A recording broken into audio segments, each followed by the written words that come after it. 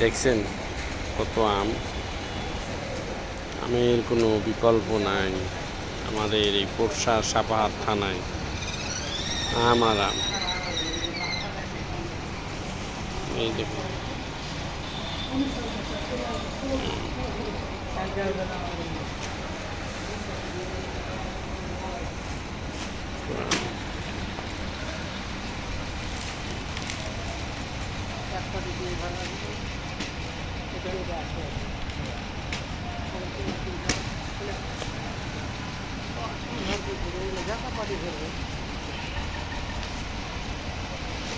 একটা জমক আম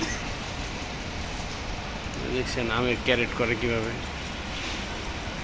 সারাদিন 2 লোক আম ক্যারেট করবো।